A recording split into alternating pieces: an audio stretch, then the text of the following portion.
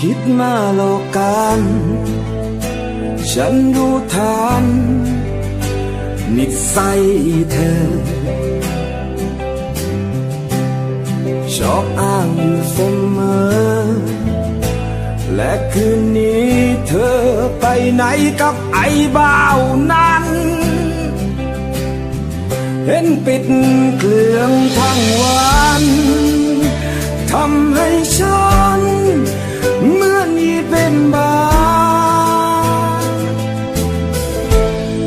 ไม่ใช่เพื่อนธรรม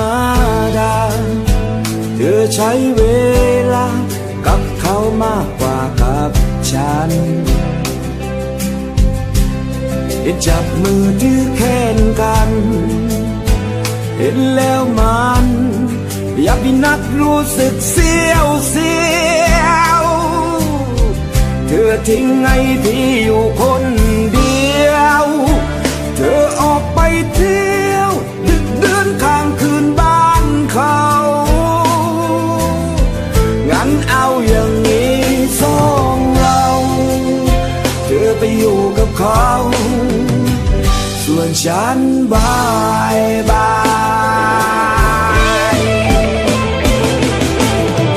เธอคงไม่มีความสุขเพราะไอ้บ่าวนั้นมันติดยาเพราะไอ้บ่าวนั้นสูบกัญชาเพราะไอ้บ่าวนั้นสูบยาบ้าเพราะไอ้บ่าวนั้นดูดน้ำแข็งเพราะไอ้บ่าวนั้นมันเกเรเพราะไอ้บ่าวนั้นมันเจ้าชู้มันหดหัวอยู่ในรูสันดานมันชอบเล่นชู้ใครๆก็รู้ว่ามันเลวเธอคงไม่มี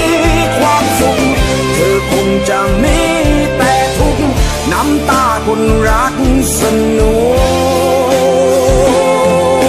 กสักวันต้องเช็ดหัวเขา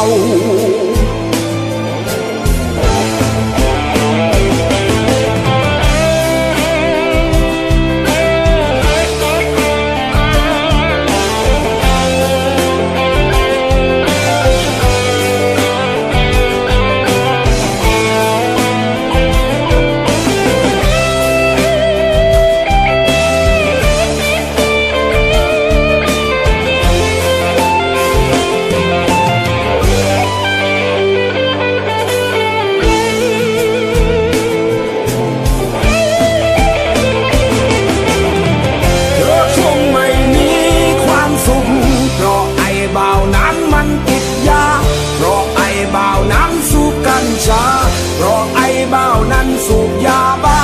เพราะไอ้บ่าวนั้นดูดน้ำแข็งเพราะไอ้บ่าวนั้นมันเกเรเพราะไอ้บ่าวนั้นมันเจ้าชู้มันหด